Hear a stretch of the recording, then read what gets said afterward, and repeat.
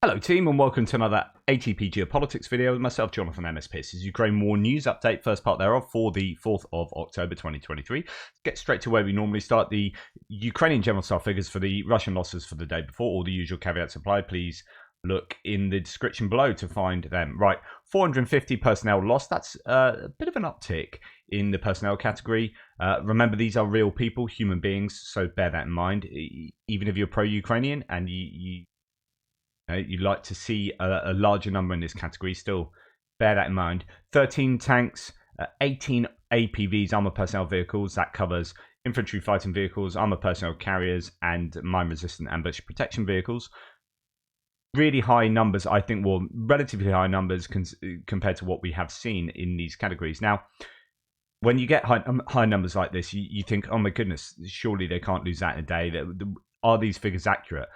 You just got to understand that in the Uruzhaina area, and you can see this on Andrew Perpetua's live stream last night.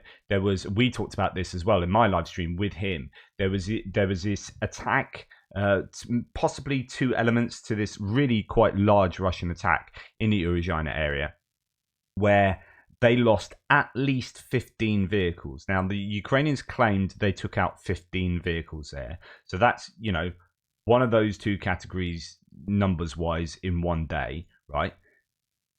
The Ukrainians claim they took out 15 vehicles, and there's video evidence for 15 vehicles. Like in Andrew Perpetua's live stream, he counts up the video footage for each individual vehicle, and it's like, yep, I've got evidence of 15. So at least 15 were taken out there. There could well be more, and so therefore you've got a claim from the Ukrainians of a large number of pieces of armor, right? That you might think is, oh, okay, that seems a bit high to me. And then you've got video evidence that their claim is at least correct. At the very minimum, they lost at least 15, and the Ukrainians claim that there are 15 lost. So you kind of use that as a guide to then, this is how inductive reasoning kind of takes place. You use that as a guide for other claims from the Ukrainians. So, okay, they're accurate here, they're accurate over there. We know they're at least broadly accurate over there. So when they do come out with these claims, you're like, I'm somewhat justified in thinking that these are at least fairly accurate, and that's how I approach these numbers, right? That yeah, it might not be on point with every single claim, but they're more accurate than Russian claims, and we'll come on to the Russian claims. So just to let you know that the Ukrainians claim 279,890 personnel lost. There are arguments as to whether that is KIA or whether it includes all casualties, wounded as well. But just bear that number in mind as far as who to believe. Right, 47 artillery systems. This is one of the highest numbers of artillery pieces that I've seen. This is a category that is under most scrutiny at the moment from analysts, as in people are thinking, is that one overcooked? Because there are so many pieces of artillery that are being registered each day by the Ukrainian General Staff. You're thinking they can't. A, how can they still be using artillery? And B, where is the evidence for all of that? But again, it goes back to, are we justified in believing the Ukrainian claims? Well, we are, I'd say, more justified in believing the Ukrainian claims than the Russian claims. Okay, one multiple launch rocket system, 41 drones, and one cruise missile. That won't be from last night, but the night before. 30 vehicles and fuel tanks, so logistics are still being hammered, and 3 pieces of special equipment.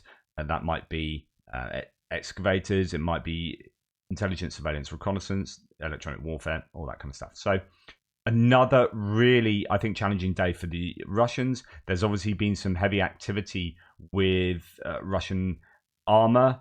We know over the last few weeks there have been some days of really heavy Russian attacks. So the Russians have been taking it to the Ukrainians in certain places. Just north of Mariinka on the way to Krasnohorivka, there were a couple over the last month, 20 days between them. There have been 2 huge attacks by the Russians on the Ukrainians that have not ended well for the Russians. And they have kind of not really shouted about that for obvious reasons. But interestingly, the Ukrainians haven't really shouted about it there too. I mean, I'll talk about that on my frontline update. But that's another example of a large number or two large numbers of armor being lost, in individual attacks. Now, the Ukrainians, when they attack, they don't seem to use so many bits of armor in that kind of way. They don't throw lots of tanks and infantry fighting vehicles in an offensive way. What they do is they use those to taxi. They use APCs and MRAPs more, and IFVs to an extent, to taxi troops to where they need to drop them off. And it's much more of an infantry-led thing. So while the casualties might be quite high for the Ukrainians, they do lose significant amounts of armor. That armor is skewed much more towards those pieces of kit and is used in slightly different ways. Now let's go and look at Andrew Perpetua's daily list of losses, and he's previously said he looks at 2/3 to a third Russian to Ukrainian video sources and Telegram sources and whatnot. So he's trying really hard to make sure he's not biased and that he is, looking that he is clocking up the Ukrainian losses if they are there. But still, we have a 3-1 Russian to Ukrainian loss ratio here. And what's interesting is how these things are destroyed. So if you look at the Russian losses here, they are pretty much 50-50 FPV drones and Gimlers. Okay, so FPV drones, first-person view drones, are being used extensively by both sides, and you can look at the Ukrainian losses that they are predominantly FPV drones.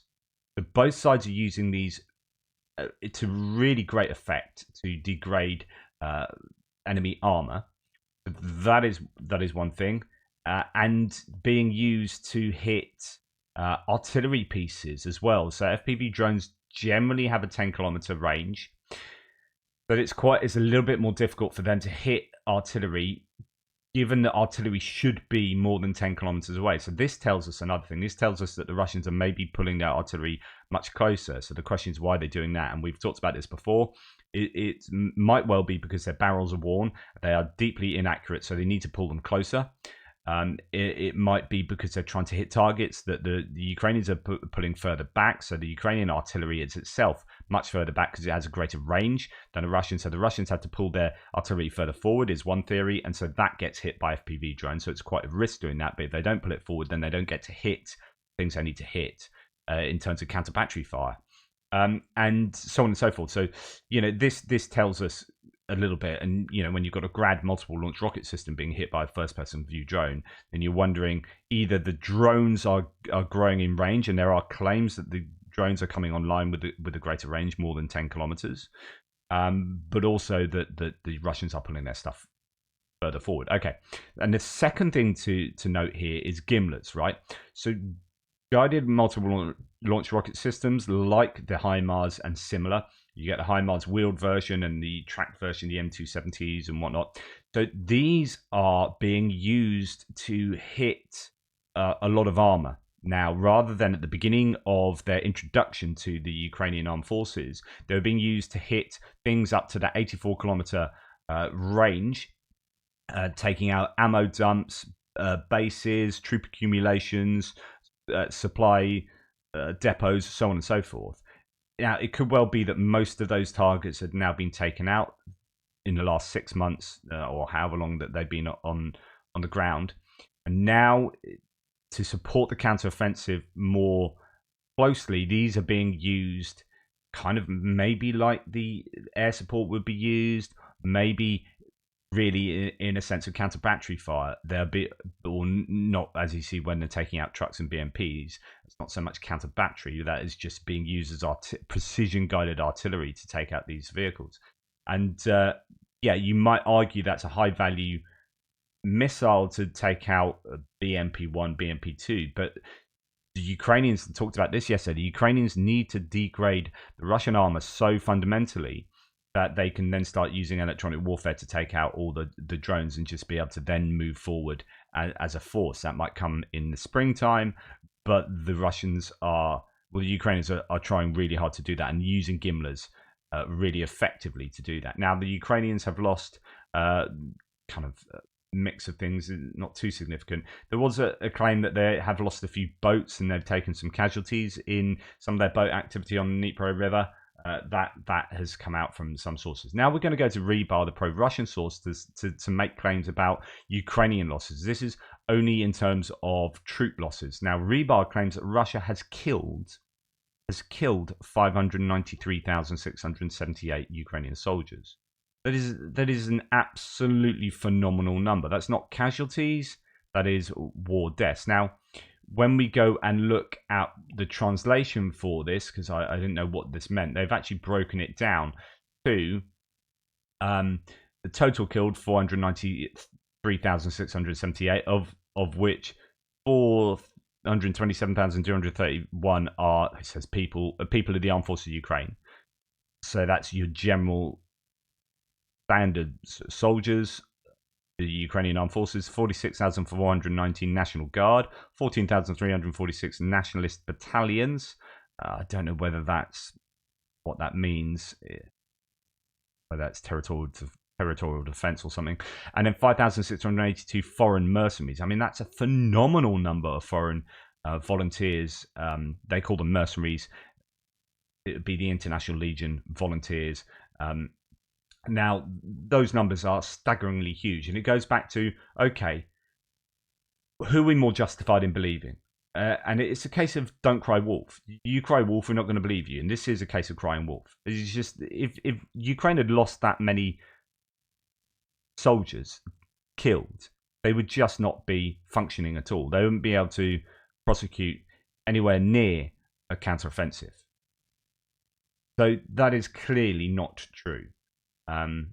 Anyway, moving on. So here we have a Lancet taking out a book, Air Defense System, a Ukrainian book, except it's not a Ukrainian book. Well, it is, but it's a wooden one. And there's more bits of wood flying off from that than at my local carpenters. So, you know, that is an indication that the decoys are being effective. And there are a lot of decoys. There are a lot of wooden decoys, and there are a lot of inflatable decoys, and a lot of metal decoys. The Ukrainians have actually constructed a ton of these different pieces of equipment out of metal that look almost like the real thing. And you wonder, well, if you can, use all that metal up to make something that's fake that pretty much looks real, you might as well make the real thing. So there must be some significant difference between the real thing and the fake, such that it is worth the Ukrainians doing that. And then Russia on fire, an early entry into this category today, says Tim White this morning. A fire broke out in an aluminium plant in Krasnoyarsk. It's said to have started with a transformer malfunction, so it could well have been a genuine malfunction rather than a strike from a drone or something. But anyway, that looks fairly significant there. Right, we're going to go on to long-distance strikes now, and there's really not a lot to report. It's a relatively quiet night in that regard. Sevastopol, explosions there, and in fact the Russians claim to have shot down over the Black Sea a Neptune missile. So Neptunes are these anti-ship missiles that have been rejigged to be able to use as a kind of sort of like a cruise missile, I guess. Anyway, one was shot down, as according to the Russians, over the Black Sea. Whether that's true or not, absolutely no way of telling at the moment. Bryansk has been hit by something, and likewise Belgorod has been targeted by, it appears, drones. So the usual kind of stuff, not a huge amount of it overnight, whilst the Russians are still hammering the Ukrainian lines with guide bombs, gliding guide bombs. These FAB 500s, that are your dumb munitions, they're pretty sizable, 500 kilogram dumb munitions that are given GPS or probably GLONASS ability to have precision in where they strike, and some kind of fin capability so they can glide. They have, I think, 50 kilometer plus range for that, so they can be dropped quite a long way behind enemy lines, or behind Ukrainian lines in this case, and glide their way to the target. Now, if they get hit with electronic warfare, they don't shut down, and it doesn't deactivate the fuse, so it doesn't blow up, which I think is what's happening with the JDAMs. They will just land wherever they land then and blow up with sizable explosions, and we've seen evidence of that recently. Anyway, here's Kherson being hit. and there are just all along the front lines. These are wreaking havoc. The Ukrainians need an answer to this, both in how to deal with these being released, about air defense, being able to take out the airframes that fire these or drop these, but also they need to deal with them in the sense that they need their own equivalent of these. And JDAM are those equivalents, but they need to be tampered with or changed such that they are either not vulnerable or so vulnerable to electronic warfare, or perhaps that the electronic warfare, because they are only really dropping them in war zones, there aren't going to be people living there. Is there a rationale for taking out that kind of safety feature if that is indeed one of the problems with the JDANs, where the electronic warfare takes them out and they deactivate the fuse? So whether that's definitely something that happens, I don't 100% know. And then their explosions have been reported in Kryvyi Rih, which is sort of just north of north of Kherson and west of Zaporizhia, sort of northwest of Zaporizhia, as far as I remember. There have been explosions there. The governor has said no specifics, but everything is fine. The explosion was not in the city or in the district, so it could well be a military installation that has been hit or at least targeted. So Kryvyi Rih on the dartboard for the Russians. Now, we're moving on to other bits and pieces. I never quite know whether to put this sort of stuff in the geopolitical section, because it only pertains to stuff that generally only pertains to Russia and Ukraine. I kind of throw in my other section unless it involves other international players. Anyway, here, the Russian prosecutor's office has requested a 9.5-year sentence. I've seen elsewhere it's 8.5 years, but either way, a very long sentence for former Channel 1 employee Marina Ovsyannikova in the case of fakes about the Russian army. She left Russia, so the case is being considered in absentia. So if you remember, she was a producer for this news channel, and she went on live at the beginning of the war with this, say no to war poster, and she got in quite a lot of trouble. She got seriously wrapped knuckles and had to pay a fine, and subsequently has left Russia, and now has been found in court in absentia, tried for fakes about the Russian army, and is sentenced to 8.5 years. I mean, goodness me. That says, I think, everything you need to know about freedoms in Russia. Freedom of speech? No, you don't have it. There is no freedom of press either, which is kind of what she was up in arms about as well there. So, talking about press, and not the free press, but the propaganda press, Anton Gerashchenko here says a complaint was filed against Russian propagandist Simonyan, who is almost as orange as Trump, to the Russian Investigative Committee and Internal Affairs Ministry for her suggestions to detonate a thermonuclear bomb over Siberia. I didn't report this, actually, because if I was to report everything bonkers that the propagandists say, I would spend all my videos just talking about the propagandists, because my goodness, they come out with some insanity. And it's dangerous insanity. It's genocidal insanity. These guys are going to be up in The Hague for sure. So this was reported by an assistant to the Russian MP. He sent appeals to law enforcement structures requesting them to bring Simonyan to administrative responsibility. Spiders in a jar starting to eat each other.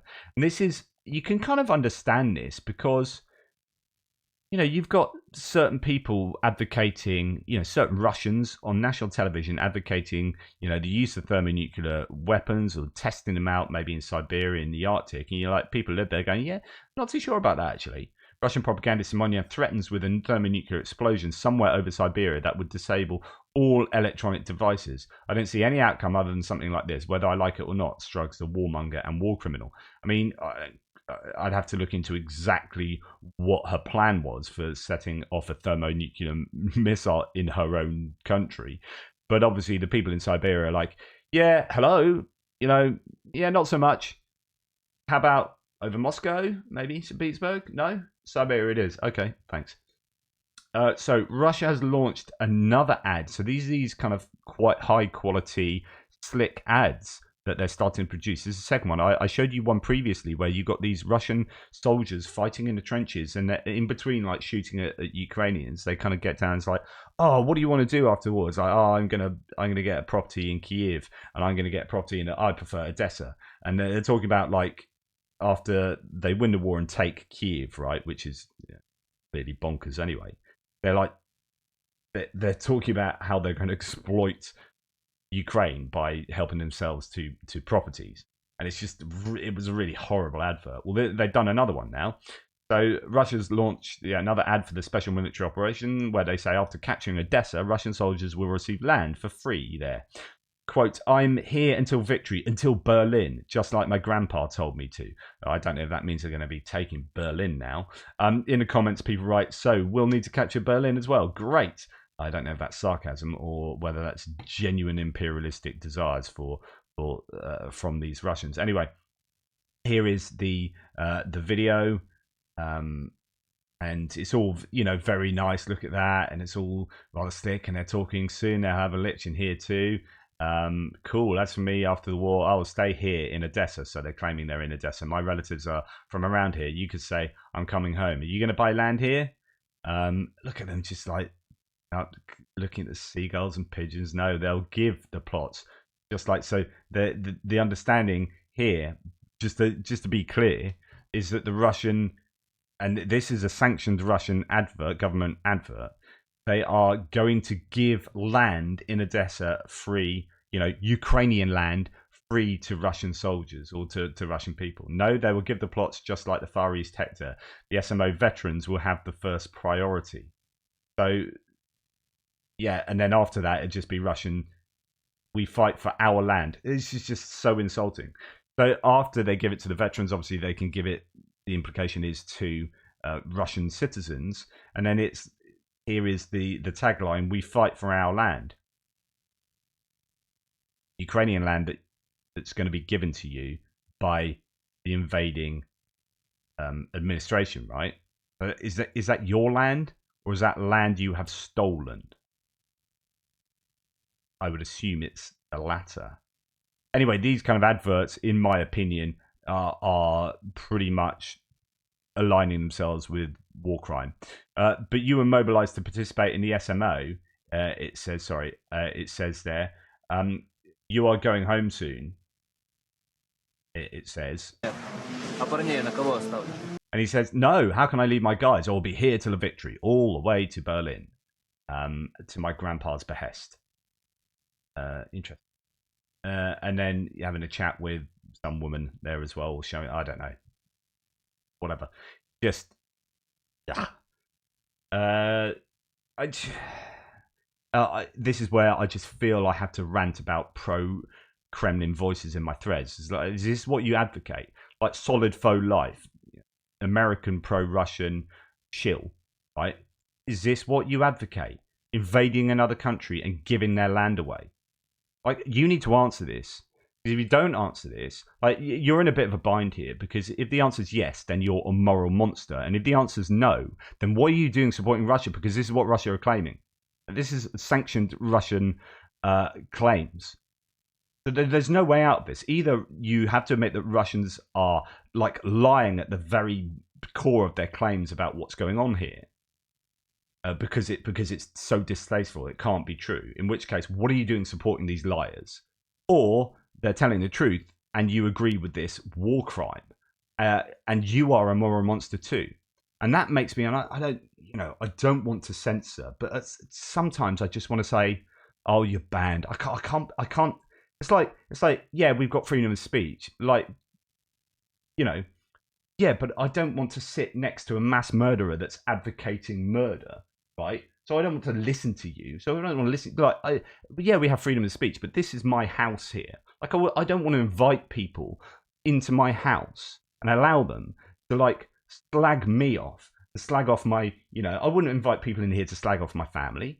Like, get out of my house if you're going to slag off my family. Yeah, you're entitled to say that, but not in my house. I'm entitled for you not to be here. So this is kind of my house. This YouTube thread. Sometimes I just think, I don't want you here spreading these horrible views. and advocating war crimes. And so, do you know what? Do one. I mean, I haven't done that yet, but man, I want to. You know, just because I don't. I have the right to not agree with not very nice opinions and not want to listen to them. Anyway, Zelensky visited. So loads of you probably have a go at me for like, freedom of speech. And yeah, freedom of speech. They're free to. I'm not saying you can't say that. I'm saying you can't say that at my place. Yeah, because what about my freedom to not hear disgusting views and on and so forth? Anyway, complicated argument. It'll raise its ugly head again. Zelensky visited combat brigades on the front line in Kharkiv Oblast. Ukraine added 3 Chinese oil and gas companies to its international sponsors of war list and more. This is, I mean, he does this quite often, although not so much recently because he's been around the world so much and he has been, you know, there are other things that have taken his time, such as trying to get weapons and money for his army and for his country. So we can excuse him for not having done this recently, but he does do this a lot. And as I always say, it's in stark contrast to Putin. How often have you seen Putin going and meeting the troops? You see Putin meeting a few people supposedly in some part of Crimea. Is it a Putin body double? You know, who's he meeting? And it turns out that when you look at the photograph or the video of him meeting these people, virtually every single one of them are people we've seen in previous places all around, you know, all the different sort of PR activities he's done around Russia. And it's like, okay, so these aren't the locals, they're just his bodyguards dressed up as locals. So you're thinking there's no genuineness to what Putin does here, but there is a genuineness to what Zelensky does here, which is going and meeting the soldiers and being something to them, you know, representing something to them and congratulating them and showing that the nation cares and that the government cares. And so I think this is super important, and it is in stark contrast to Putin's approach. Anyway, Tatarigami, I'll just give you a bit of an update. I thought this was a useful kind of past 7 days update from Tatarigami, who's one of my sources. Russian military is expected to deploy at least a brigade-sized force with enhanced offensive capabilities in the near future. This is interesting because Andrew Perpetua is talking about how they're shaping in the northeastern sector, Kupiansk to Svatova to Crimea, somewhere around there. They are shaping, and it looks like that could be a place that the Russians might attack, because they're doing all the things now that would indicate they are going to attack there going forward. In fact, Borova was hit again last night, which is exactly to the west of Novoherivka, which is where they've been attacking over the last month or so. They stopped there, but their end kind of target would be this place Borova. Now, if they're dropping bombs on Borova, why are they doing that unless they're seeking to attack there? So it could be the eventual desire of the Russians to attack somewhere up there. So yeah, Russian forces made multiple unsuccessful attempts to reclaim positions south of Bakhmut, resulting in significant losses.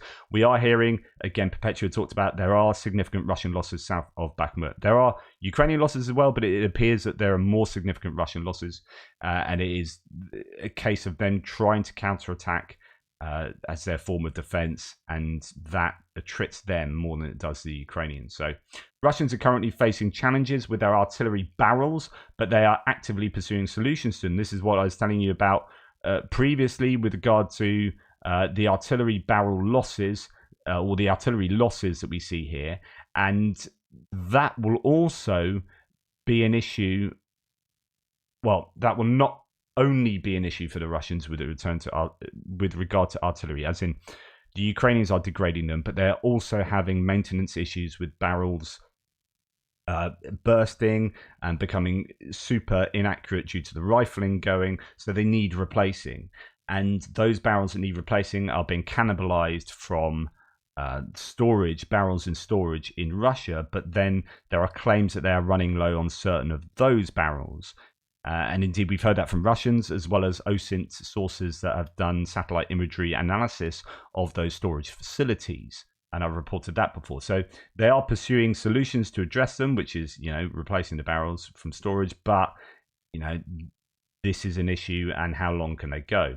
Recent Ukrainian forces' attacks deep into Russian territory have necessitated adjustments to Russian logistical routes and methods, leading to added challenges, and that's what we can well imagine. Russian command appears to maintain confidence in their ability to defend Tokmak and its surrounding areas, and you can imagine that they are probably quite confident if they're willing to throw in endless supply of humans to those trenches and fortifications. I think the Tarmac is possibly safe for the winter. That's what I've been talking about with regard to potential culmination of the Ukrainian forces in that area. This might be a sort of confirmation of that idea. At the same time, it continues to struggle with communications and a supply of high-quality communication devices to its units. So comms is an issue, high-quality tech is an issue for the Russians, and they are not quite getting enough of that. And it's great to get a cup of tea delivered to you. I'll ask for more. Right, moving on. There's a new Russian phone conversation intercepted by the main Directorate of Intelligence, and it said, quote, the civilian talks about the panic mood caused by the lack of success of the Russian armed forces units on the front, the growth of the level of support for Ukraine from the world leaders, as well as a lack of support for the Russian army by the oligarchs of Russia. I thought that was interesting. I don't know the translation for this. There isn't a subtitled version of this, so this is all I know about that intercept. But it is interesting to think that the Russians are cognizant of international support for Ukraine, because you do wonder, like, how come people like Margarita Simonian have said this? Why do we have no friends coming to our help? Yeah, the answer is obvious to me. Is because, who would want to help war criminals and mass murderers? That kind of thing. Yeah, it's because you ain't the good guys. That's why they're not coming to your help. You can argue about geopolitical strategizing as well. But it's interesting that there might be soldiers that recognize this. There's a panic caused by lack of success of the Russians on the front, and a lack of support they feel from back home, from oligarchs back in Russia. So is there a division between the elites and the armed forces? Right, I want to just play you this. So I wrote an article which is about my woes with YouTube and being targeted by Russian trolls. So how Russia is waging war on me. And I wrote this article, and you can go and read it. And it talks about combat veteran reacts, my issues, so on and so forth. And anyway, the Daily Telegraph got hold of this, which is great. Francis Durney from the Ukraine the Latest podcast actually read from my article on there. So I'm just going to play you that just because it's like, yeah, it's quite nice. Although it didn't reference me by name or only Sky, so there you go. But nonetheless, check out what he's got to say. Now, the issue of Russian propaganda narratives has come into sharper focus recently due to the proliferation of pro-Moscow material online and in public debate. Listeners may be familiar with a viral meme posted by the owner of Twitter, Elon Musk, recently depicting a distressed-looking Zelensky with the caption, "When it's been 5 minutes and you haven't asked for $1 billion in aid." It's a more crass tweet, frankly, it would be hard to find, given the country is fighting for its life against an aggressor that's committed countless war crimes. Musk, to me, falls into the age-old trap of many experts in one sphere. They then fool themselves into thinking they must therefore be experts in everything. But that's such a good synopsis of where he's at, actually. I digress. These narratives, like the one that Musk shared there, are being pushed hard by Moscow, and we are beginning to see that they are landing. Then there is the deliberate sanctioning of more and more individuals, such as ourselves, of course, and the expansion of the number of what are clearly Russian bots on social media. YouTube, too, appears to be being specifically targeted. Listeners have reached out to us describing how pro-Ukrainian content is continuously being flagged by bots to stall their promotion online. As one producer of such content writes, it appears that pro-Russian channels can show all sorts of morally dubious footage, but pro-Ukrainian channels are hammered by YouTube restrictions. This may have something to do with the mass reporting of pro-Ukrainian channels by Russian trolls sitting in their troll factories in St. Petersburg or Moscow. In all of these processes of trying to rectify the situation with YouTube, I'm getting absolutely nowhere and feel absolutely powerless. Now, as a result of all this, some are calling for people to boycott such platforms altogether. But if I can offer my personal opinion, I do think that's a mistake. We can't choose the hand we're dealt, only how to play it. If you abandon the town square, no new one is going to be built in the short term that has Twitter's reach and influence, or YouTube's for that matter. And your space in that square, your voice, will be filled by another, most likely one of a different perspective, whose words will then more likely be read by politicians and others who rely on such platforms to measure public opinion. So instead, all we can do is double our efforts in sharing good work, liking it, reposting it, and encouraging it to reach new audiences. And just I'd agree with him, actually. Good point there from Francis Sternley. And yeah, I've got a lot of respect for Ukraine, the latest podcast. I don't agree with the Daily Telegraph an awful lot myself as a kind of political positioning of the newspaper. And in fact, I've called Francis Sternley out publicly. In fact, I wrote an article in disagreement of some claims he made at the beginning of when they were doing this podcast, where they were slagging off Europe and saying how wonderful British support was. And I was like, and then they were saying how wonderful Polish support was. I was like, but Poland are in Europe. You can't say Europe are terrible and then think only Germany and France represent Europe, but Poland and some of these other nations, and Estonia and Latvia and whatever, don't represent Europe. It's like they are all Europe. So anyway, I wrote an article on that, and we had a bit of a back and forth. But I think they've kind of calmed down on that kind of anti-European positioning now, vis-a-vis kind of Brexit and where the Daily Telegraph was, and et cetera. So now I think they're settled into their role as a really responsible, excellent source for stuff going on in Ukraine. And it was really nice for them to read my part of my article there. And that is a good point. Like, you could run away from Twitter. I could run away from Twitter. I could run away from YouTube. Although, this is kind of like, it's difficult because this didn't start as my job, but it's become my job. I literally gave up the job I was doing from home. I've got medical issues. I had to give up teaching because I've got progressive multiple sclerosis. So I'm confined to working from home. I'm not very mobile. Although you wouldn't tell from the way my arms are flapping about like some kind of mental penguin. This has become my job kind of accidentally. And then when YouTube do what they've done, it's like, oh my goodness, I'm a bit screwed over. And so like, I'm in this place of YouTube, and I could take myself away from it, but then where will I be? But it's a really great point. As like, but my space will be filled by someone who might be of a very different perspective, who won't be restricted, and then that continues, and you end up having these places like Twitter and YouTube that become much more supportive overall of a different perspective. So staying there and doubling down and fighting this disinformation. I mean, it is a challenge when you look at things like, there's lots to talk about. So much talk yesterday. Like, the Musk thing just isn't ending, right? So there was, Pekka Kallioniemi's thread on Musk that has gone quite viral recently.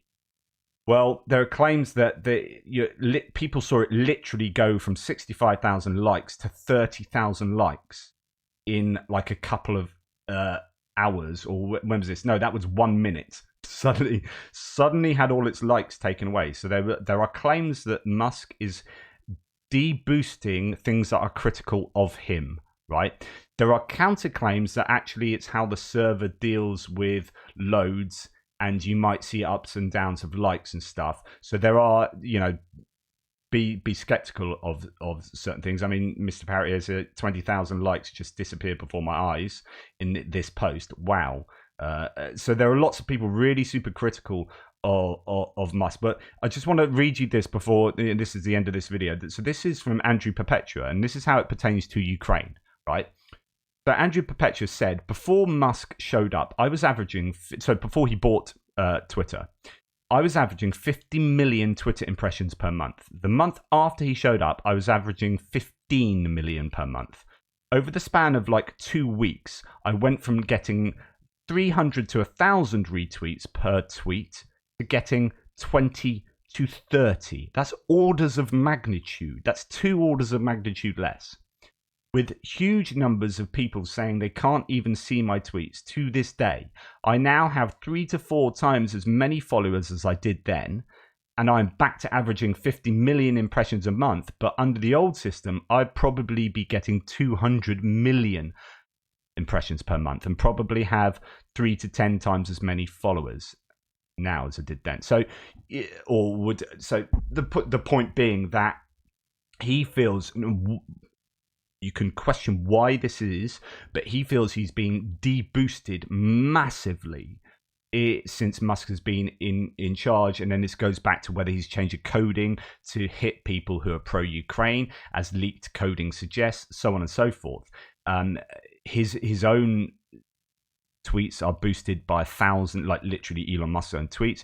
Every time I turn Twitter on now, his tweet are in my feed first. Every time. I mentioned this yesterday. I've done it again, and the last 3 times I've logged on to Twitter, his tweets are first, and he's like in my face, and that's interesting. So I don't know. I mean, there are counter arguments both ways here, so you be careful. It's easy to jump to conclusions. It could be that I've been tweeting a lot about Elon Musk, and therefore that's why his tweet. But I tweet a lot about, you know, Trump, Kevin McCarthy, all sorts of things, and their tweets don't turn up. Or traditionally, when Trump was in charge, didn't turn up on, or had an account. They didn't turn up on my feed. So there is something funky going on. Anyway, I don't want to derail this again with more discussion about him, but it does pertain to Ukraine and the information space. And it was really nice to get support there from the Daily Telegraph. If you want to go and read my article, please do. You know all the details anyway, but you know, it's worth getting it out there. Thank you for watching. Please like, subscribe, and share. It's been a long one. Sorry. Take care.